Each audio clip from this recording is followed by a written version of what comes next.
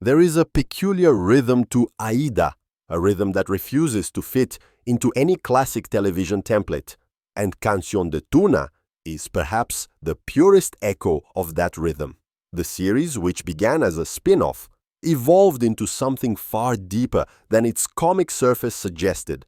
At first glance, Aida seems to belong to the tradition of Spanish sitcoms filled with shouting neighbors, impossible situations, and endless misunderstandings, yet underneath its laughter lies a stark portrait of modern Spain.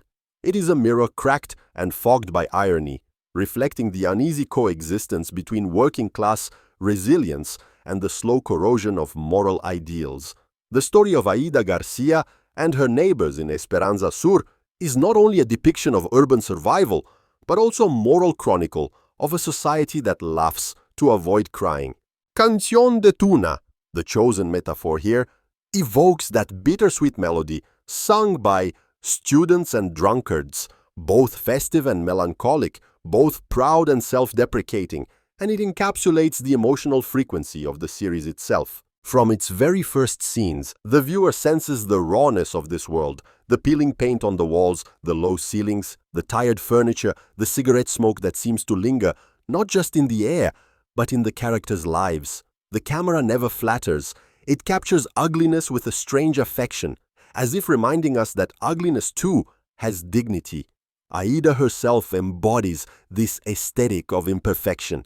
She is a mother, a worker, a woman who has already seen too much and expects too little. Every time she speaks, one feels that her words carry the weight of someone who has laughed through exhaustion too many times. When she argues with her children, it's not the melodrama of fiction, it's the fatigue of reality compressed into a few seconds of dialogue.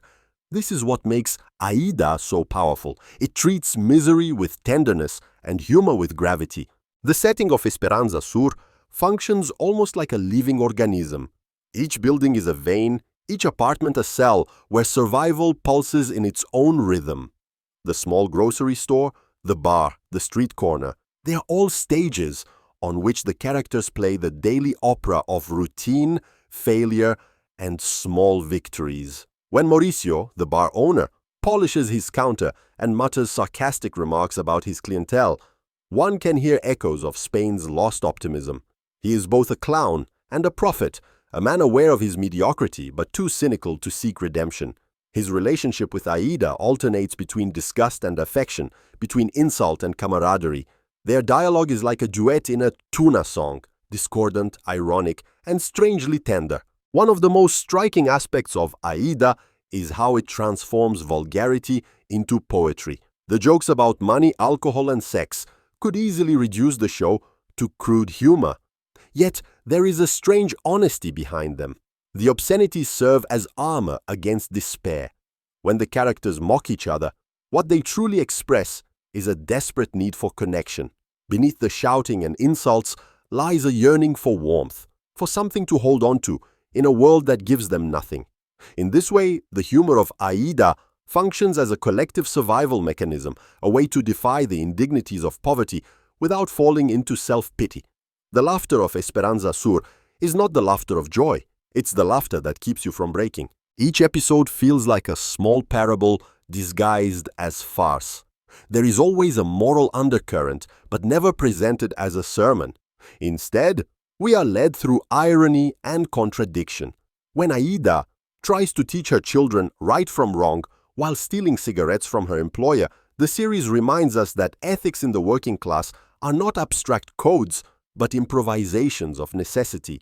When her daughter Lorena dreams of luxury and escape, we see the seduction of consumer culture and the futility of aspiration in a system that predestines failure.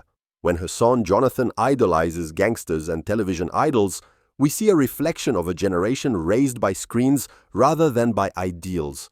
The show never blames them. It simply watches, and through watching, it forgives. The visual texture of Aida supports its moral universe. The cramped interiors, the cheap lighting, the endless repetition of the same streets evoke a sense of circular time. Nothing truly changes in Esperanza Sur. Days blend into nights. Jokes repeat themselves. Characters return to their starting points as if trapped in a social labyrinth.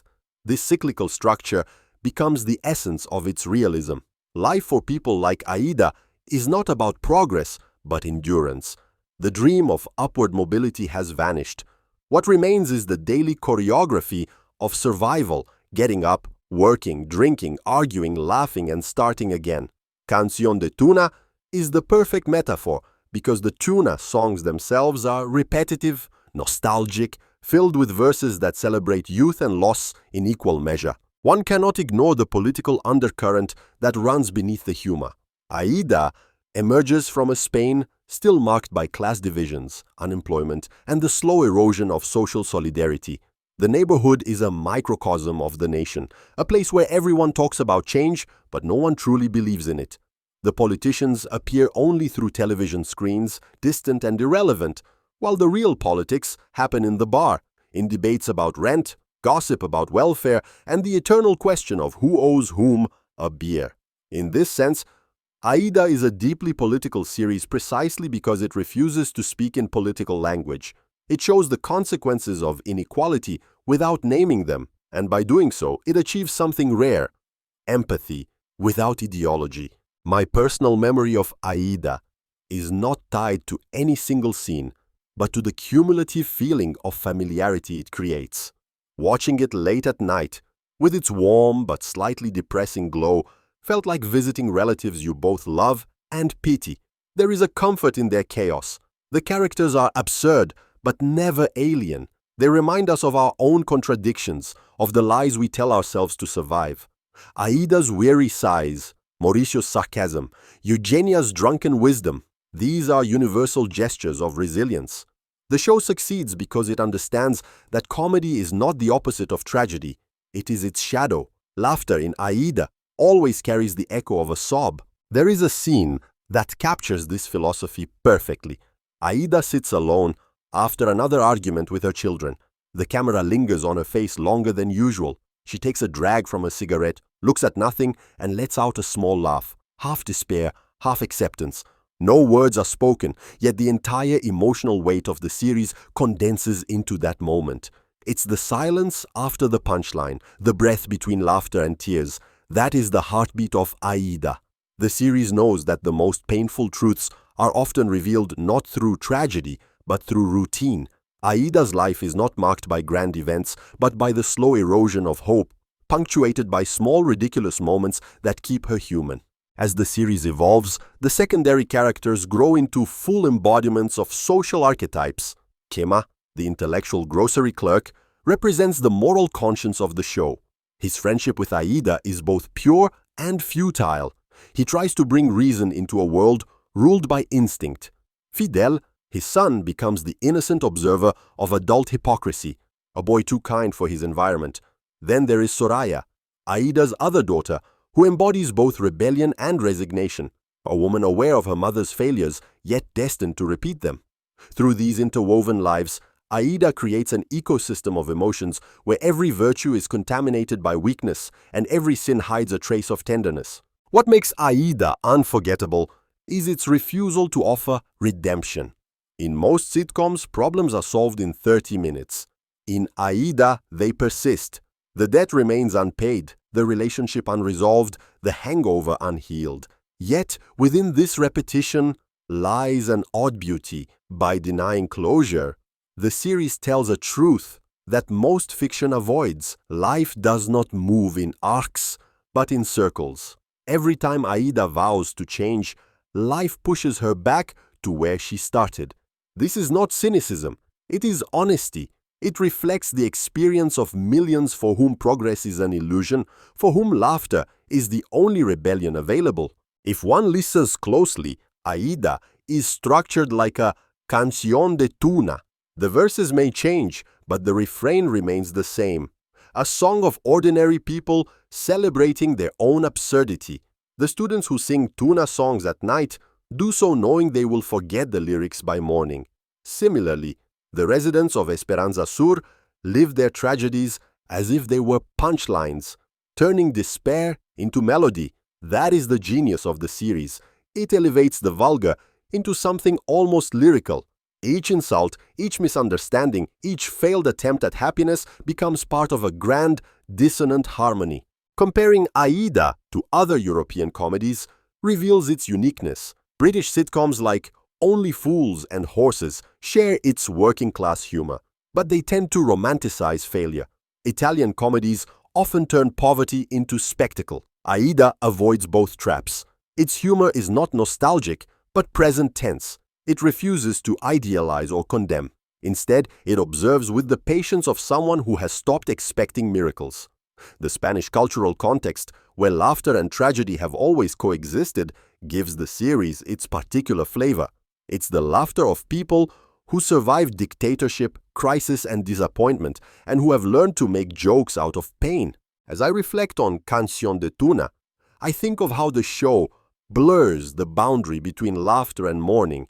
There's a dignity in Aida's exhaustion, a kind of holiness in her profanity. The more she fails, the more human she becomes. The show's humor, far from superficial, is a moral stance, the decision to keep laughing even when life offers nothing worth laughing about. That is why the final impression Aida leaves is not despair, but affection.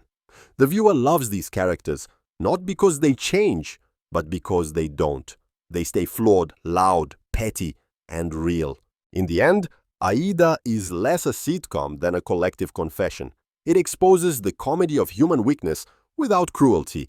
Canción de Tuna is the right name for it because the series sings exactly like a tuna, loudly, out of tune, full of heart, celebrating what little there is to celebrate.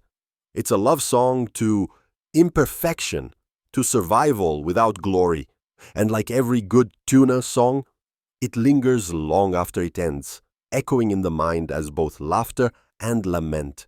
When the credits roll, what remains is not the joke, but the humanity behind it, the weary, beautiful persistence of people who keep singing even when the world has stopped listening,